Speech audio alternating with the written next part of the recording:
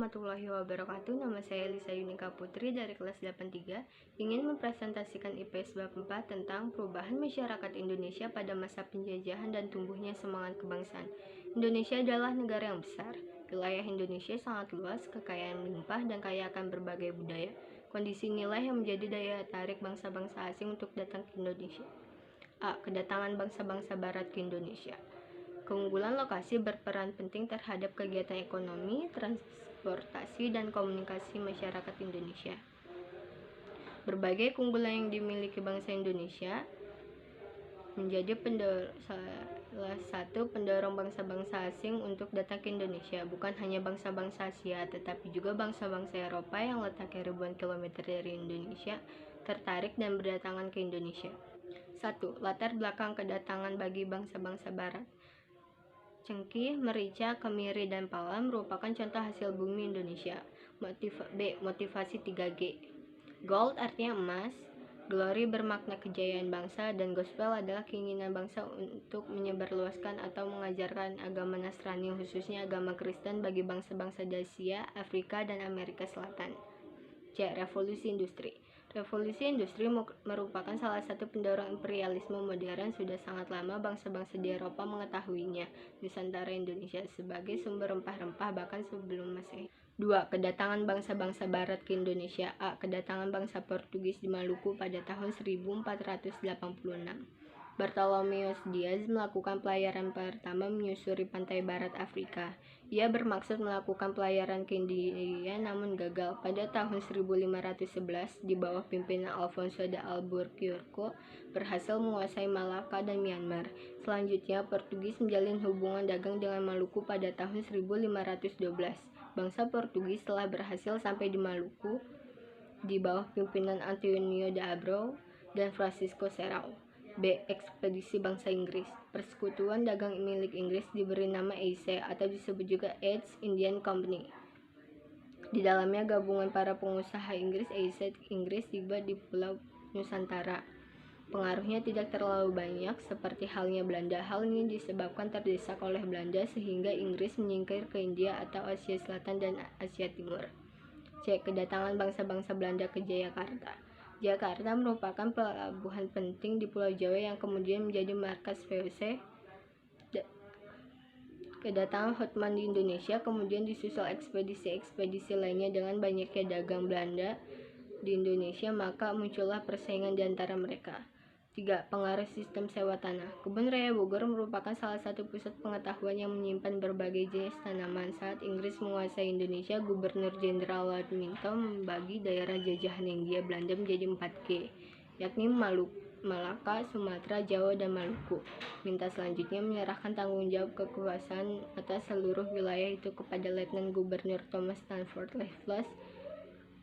Salah satu kebijakan terkenal pada masa Raffles adalah sistem sewa tanah atau landlord system atau stelsel system. Tersebut memiliki ketentuan antara lain sebagai berikut. A. Petani harus menyewa tanah meskipun dia pemilik tanah tersebut. B. Harga sewa tanah tergantung kepada kondisi tanah. C. Pembayaran sewa tanah dilakukan dengan uang tunai. Bagi yang tidak memiliki tanah dikenakan pajak kepala. Pelaksanaan sistem sewa tanah tersebut dianggap memiliki banyak kelemahan sehingga gagal diterapkan di Indonesia. Beberapa penyebab kegagalan pelaksanaan sistem sewa tanah adalah sebagai berikut. A. Sulit menentukan besar kecil pajak bagi pemilik tanah karena tidak semua rakyat memiliki tanah yang sama. B. Sulit menentukan luas dan tingkat kesuburan tanah. C. Keterbatasan jumlah pegawai masyarakat desa belum mengenal sistem uang. Sistem sewa tanah diberlakukan terhadap daerah-daerah di Pulau Jawa kecuali daerah-daerah Batavia dan Parahyangan. 4. Pengaruh sistem tanam paksa merupakan komoditas utama ekspor Indonesia. Karena itu Belanda berusaha menaikkan ekspor tanaman perkebunan tersebut.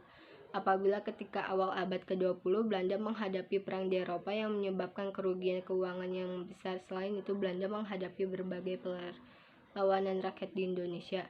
Di berbagai daerah pada tahun 1830 Johannes van der Bosch menerapkan sistem tanam paksa kultur stelsel. Kegiatan ini dilakukan karena Belanda menghadapi kesulitan keuangan akibat Perang Jawa atau Perang Diponegoro tahun 1825 sampai 1830. dan Perang Belgia tahun 1830 sampai 1831. Penderitaan rakyat Indonesia akibat kebijakan tanam paksa ini dapat dilihat dari jumlah angka kematian rakyat Indonesia yang tinggi akibat kelaparan dan penyakit kekurangan gizi. 5. Perlawanan terhadap kolonialisme dan imperialisme. A. Perlawanan terhadap persekutuan dagang. 1. Sultan Ababulah mengusir Portugis. Konflik antara kerajaan di Indonesia dan persekutuan atau Komisi Dagang Barat terjadi sejak para kongsi dagang menunjukkan kecongkakannya. Sebagai contohnya, pada tahun 1529 terjadi perang antara Tidore dan Portugis. Menyebabkan utamanya adalah Portugis menghalangi dengan Tidore. Portugis menembaki junjung perahu dari Belanda yang akan membeli cengkeh ke Tidore.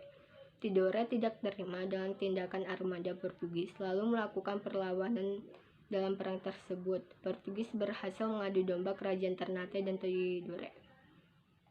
2. Perlawanan Aceh pada masa pemerintahan Sultan Iskandar Muda tahun 1607 sampai 1639.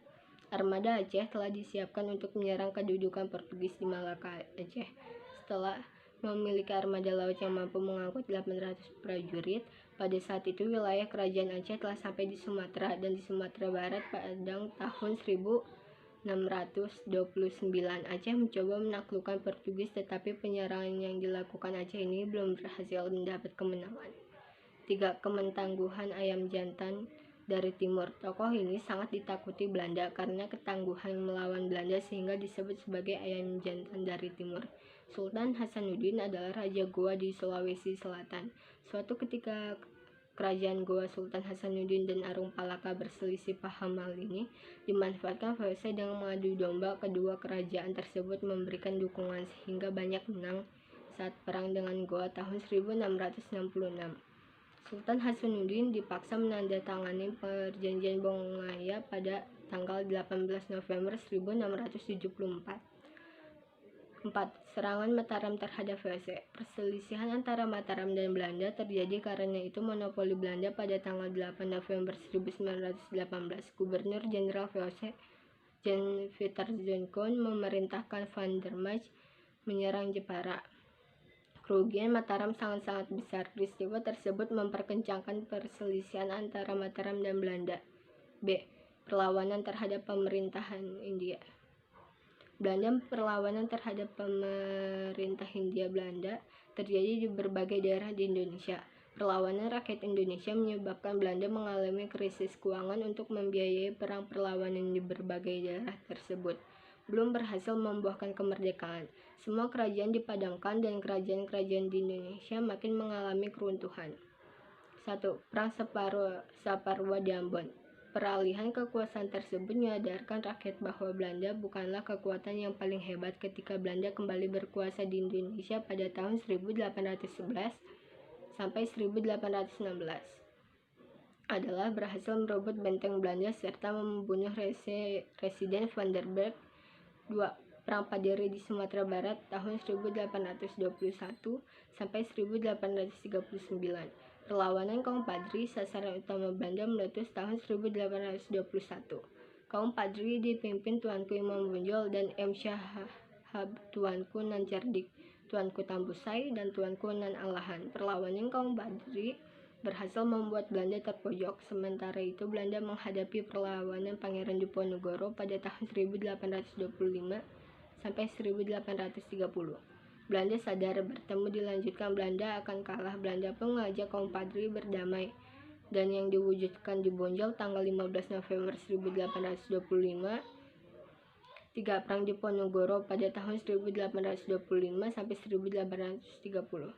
Perang Diponegoro merupakan salah satu perang besar yang dihadapi Belanda. Perlawanan Perang Diponegoro tidak lepas dari kegelisahan dan penderitaan rakyat akibat penindasan yang dilakukan pemerintahan Belanda. Campur tangan pemerintahan Hindia Belanda dalam urusan Keraton Yogyakarta merupakan salah satu penyebab kegelisahan rakyat. Berbagai kegelisahan dan penderitaan yang lama berlangsung dipicu oleh berbagai peristiwa yang membuat rakyat merasa sebagai contohnya, yaitu zat pembangunan jalan baru pada bulan Mei 1825. Belanda dan Patih Danurejo memasang patok-patok pada tanah leluhur. Diponegoro terjadi perselisihan saat pengikut Diponegoro Patidanurejo mencabut patok-patok tersebut. Tegalrejo menjadi basis pengikut. Diponegoro direbut dan dibakar Belanda. 4. Perang Aceh. Belanda sama sekali tidak mampu menghadapi secara fisik perlawanan. Rakyat Aceh menyadari hal tersebut. Belanda mengutus Dr. Chow yang memakai nama samaran Abdul Ghaffar sebagai seorang ahli bahasa, sejarah, dan sosial Islam. Ia dimintai masuk dan direkomendasi tentang cara-cara mengalahkan rakyat Aceh. 5. Perlawanan Sisingamangaraja, Sumatera Utara. Pasukan Sisingamangaraja dapat dikalahkan setelah Kapten Christoffel berhasil mengepung benteng terakhir.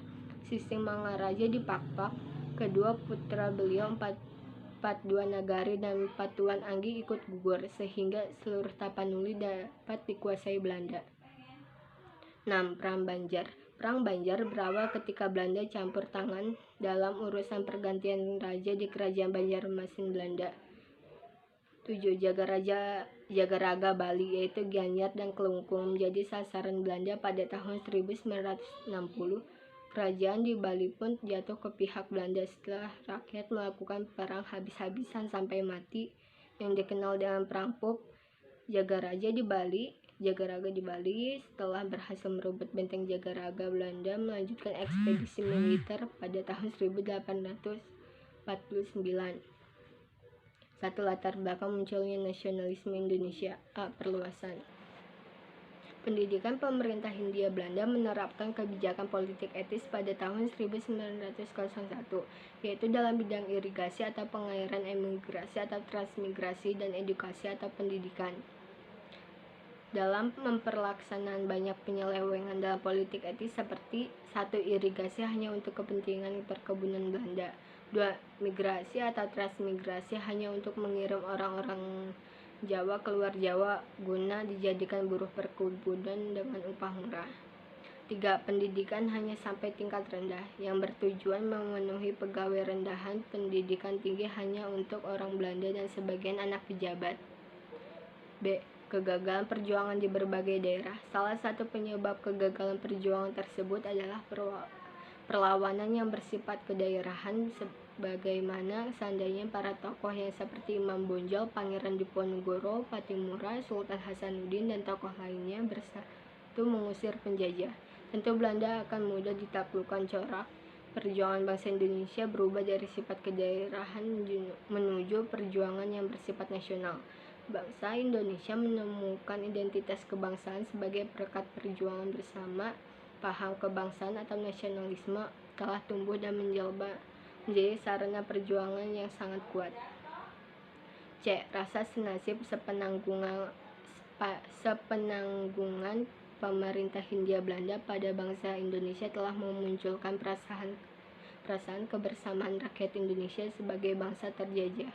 Hal ini yang mendorong tekad bersama untuk menghimpun kebersamaan dalam pergerakan kebangsaan Indonesia. Berkembang organisasi etnis, kedaerahan, dan keagamaan. Berbagai organisasi bernapaskan keagamaan pada awal abad ke-20 saat mempengaruhi perkembangan kebangsaan Indonesia.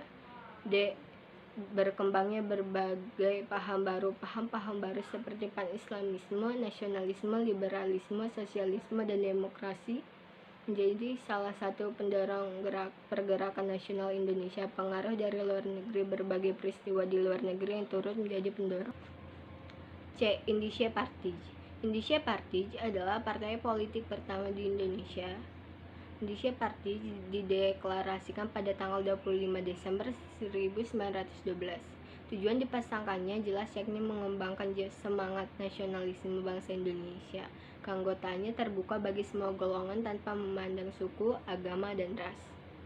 D. Perhimpunan Indonesia (PI). Tujuan utama PI adalah mencapai Indonesia merdeka, memperoleh suatu pemerintah Indonesia yang bertanggung jawab kepada seluruh rakyat. Kongres Pemuda II dibentuk tanggal 12 Agustus 1928 dengan ketuanya Sugondo Joyo Puspito. Susunan panitia mewakili wilayah di seluruh Indonesia. E. Partai Nasional Indonesia (PNI). Kegiatan politik PNI dianggap mengancam pemerintahan Belanda sehingga para tokoh PNI ditangkap dan diadili Soekarno. Tahun 1928, Gatot Mangkupraja dan Supriyadinata diadili Belanda. Soekarno di hadapan pengadilan diberi judul Indonesia Menggugat. Soekarno dan kawan-kawannya dihukum penjara tahun 1931. 3. Pergerakan nasional pada masa pendudukan Jepang. A. Proses penguasaan Indonesia. Tujuan Jepang menguasai Indonesia ialah untuk kepentingan ekonomi dan politik. Jepang merupakan negara industri yang sangat maju dan sangat pesat. Untuk kepentingan ekonominya, di Indonesia juga merupakan daerah pemasaran jenis industri yang strategis bagi Jepang. B. Kebijakan pemerintah militer Jepang. Jepang melakukan 3 daerah pemerintahan militer di Indonesia, yakni Pemerintahan Angkatan Darat Tentara 25 untuk Sumatera dengan pusat di Bukit Tinggi, 2. Pemerintah Angkatan Darat Tentara 25 untuk Jawa dan Madura dengan pusat di Jakarta, 3. Pemerintah Angkatan Laut Armada Selatan 2 untuk di daerah Sulawesi, Kalimantan, dan Maluku dengan pusat di Makassar. Jepang melakukan propaganda dengan semboyan 3A. Jepang pemimpin Asia, Jepang pelindung Asia, Jepang. Presentasi saya sampai di sini saja. Wassalamualaikum warahmatullahi wabarakatuh.